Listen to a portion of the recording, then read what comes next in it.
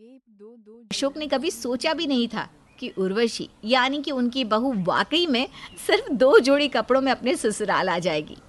लेकिन ये बात अब सच हो चुकी थी। उर्वशी शादी का जोड़ा पहनकर आई थी और साथ में एक साड़ी लेकर आई थी। अगले दिन जब उर्वशी नहाने के लिए जाने लगी तो उसने अपनी सास को बुलाया। क्या हुआ बहू, मुझे क्यों आवाज दे रही हो? अरे मम्मी जी, मैं नहाने जा रही थी तो मुझे कपड़े चाहिए थे। कपड़े चाहिए थे तो कपड़े लेकर आओ। अब क्या तुम मेरे कपड़े पहनने वाली हो जो मुझसे कह रही हो कपड़े चाहिए थे? मम्मी जी, मैं शादी का जोड़ा पहन कर आई थी और एक साड़ी लेकर आई थी जो मैंने कल पहन ली। अब नहाकर वापस आने के लिए मेरे पास कपड़े नहीं है ना। हे भगवान, अब क्या होगा? थोड़ी देर में तुम्हारी मुंह दिखाई की रस्म है। मैंने मोहल्ले की सारी औरतों को न्योता दे दिया है और तुम कह रही हो कि तुम्हारे पास पहनने के लिए कपड़े नहीं है। मम्मी जी, आपने ही तो मेरे पापा से कहा था हमें तो बहू सिर्फ 2 जोड़ी कपड़ों में चाहिए। एक जोड़ी मेरा शादी का जोड़ा था और दूसरा जोड़ी वो साड़ी जो मैंने कल पहन ली। अब दोबारा तो उसे नहीं पहन सकती ना। हे भगवान, बहू आई है कि मुसीबत आई है? ये 2 जोड़ी कपड़ों का मतलब ये थोड़ी ना था कि तुम सिर्फ 2 जोड़ी कपड़े लेकर आ जाओ। अच्छा मम्मी जी, तो इसका कोई और मतलब था क्या? कोई बात नहीं, आप मुझे बता दो, मैं पापा को कॉल करके कह देती हूँ। अब बस भी करो, लाती हूँ तुम्हारे लिए कुछ पहनने को। सावित्री वहाँ से चली जाती है और उर्वशी के लिए एक साड़ी लेकर आती है जो उसने खुद के लिए खरीदी थी। बड़े ही दुखी मन से सावित्री अपनी साड़ी उर्वशी को देती है। पूरे 5,000 की साड़ी है। सोचा था शादी के बाद किसी फंक्शन में पहनूंगी। मुझे क्या पता था कि ये साड़ी मेरे नसीब में ही नहीं है। अच्छा मम्मी जी, काम करिए ना, इस साड़ी की मैचिंग की ज्वेलरी भी मुझे दीजिए ना। अगर मैं ऐसे ही सबके सामने आ गई तो आपकी सहेलियों को बुरा लगेगा ना। सारे मौली की औरतें फिर क्या कहेंगी? भगवान बचाओ, लाती हूँ, ज्वेलरी भी लेकर आती हूँ, सब कुछ लेकर आती हूँ। सावित्री बहू के कमरे से निकलकर अपने कमरे में जाती है, जहाँ पर अशोक उसके चेहरे पर परेशानी देखकर हैरान रह जाता है। क्या हुआ सावित्री, घर में नई नई बहू आई है और तुम्हारा चेहरा ऐसे उतरा हुआ? सब ठीक तो है ना? सही कहते थे आप, बहुत बड़ी गलती हो गई मुझसे। मैंने समधी जी को कह दिया कि लड़की 2 जोड़ी कपड़ों में भेज देना। उन्होंने तो 2 जोड़ी कपड़ों के अलावा एक कंघी भी नहीं दी अपनी बेटी को। उस दिन जब ये बात मैं कह रहा था तो तुम्हें कितना बुरा लगा था। अब आई बात समझ में? अच्छा ठीक है, अब मैं ही कुछ करती हूँ। जैसे तैसे करके उर्वशी की मुंह दिखाई की रस्म हो जाती है। अब उर्वशी के अपने मायके जाने की बारी थी, पग फेरों के लिए, और इसीलिए रमाकांत जी ने उर्वशी के ससुराल में फ़ोन करके उसे पग फेरों के लिए बुलाया। अरे उर्वशी बेटा, तुम्हारी पग फेरों की रस्म है ना, उसके लिए तुम्हें अपने मायके जाना है। हाँ तो बताइए ना मम्मी जी, किसके साथ जाना है, कब जाना है, कैसे जाना है? अरे बेटा, तुम्हारा मायका कौन सा दूसरे शहर में? यहाँ से 3 किलोमीटर दूर ही तो है, चली जाओ। अरे ऐसे कैसे चली जाओ?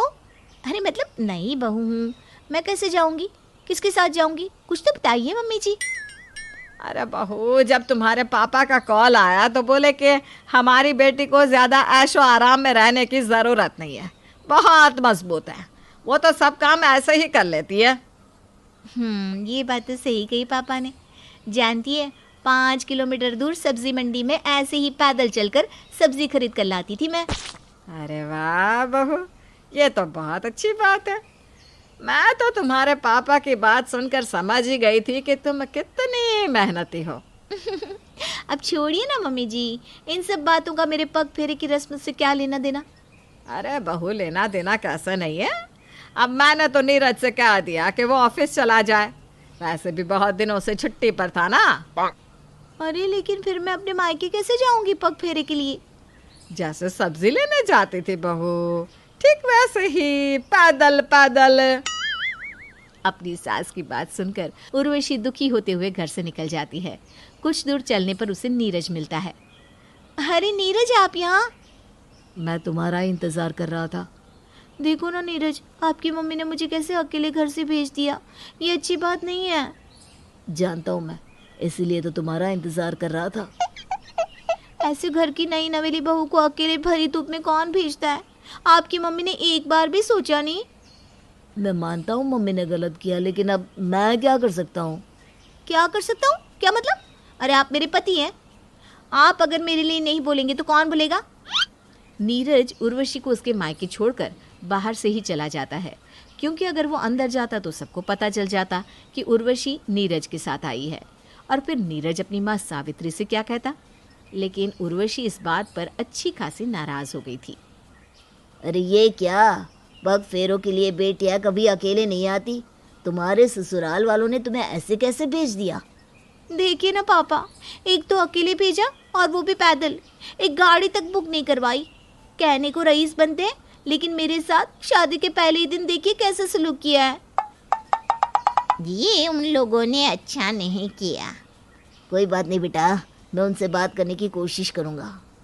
नहीं पापा, आपको उन लोगों से बात करने की कोई ज़रूरत नहीं है। अब मैं उस घर में वापस ही नहीं जाऊंगी। अरे बेटा, लेकिन तुम्हारी शादी को अभी सिर्फ 24 घंटे हुए हैं। ऐसे कौन अपना घर छोड़कर आता है? सही तो कह रही है हमारी बेटी। अरे जिन लोगों को अपने घर की बहू की जरा भी इज्जत नहीं, उनके घर हमें भी अपनी बेटी नहीं भेजनी। और इस तरह उर्वशी अपने ससुराल नहीं जाती। कई दिन बीत जाने के बाद इस बात का हल निकालने के लिए दोनों परिवार एक बार फिर इकट्ठा होते हैं। इस बार पंडित जी को भी बुलाया जाता है।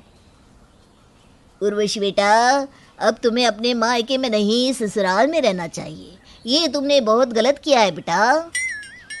पंडित जी, हमारी बेटी ने कुछ गलत नहीं किया।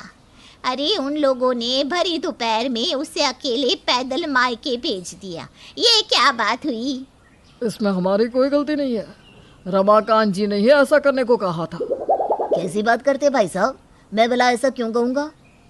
अरे आपने ही तो फोन पे कहा था आपकी बेटी बहुत मेहनती है, कई किलोमीटर पैदल चल लेती है। अच्छा, तो आपने इसका मतलब ये निकाल लिया कि शादी के बाद पहली बार वो अपने मायके भी पैदल चलकर आएगी। मम्मी जी, वैसे भी पापा के कहने का मतलब ये नहीं था कि आप मुझे ऐसे अकेले भेज दें। अरे सावित्री जी, लड़की मेहनती है इसका मतलब ये नहीं होता। ये तो आपने गलत किया है। कैसी बात कर रहे हैं पंडित जी? जब ये लोग दो जोड़ी, मतलब सिर्फ 2 जोड़ी कपड़ों में अपनी बेटी को विदा कर सकते हैं, तो हमने कैसे गलत कर दिया? अरे लेकिन ये बात तो आप ही ने कही थी ना। अरे रमाकांत जी बड़े बोले हैं।